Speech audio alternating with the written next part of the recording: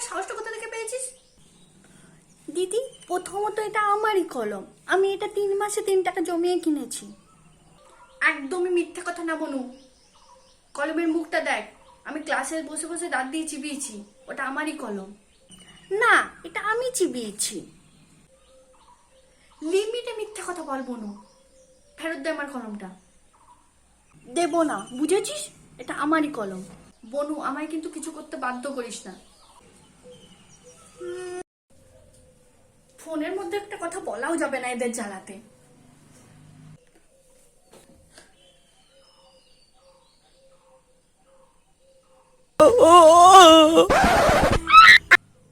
আর এটা একটা হাসি হচ্ছে।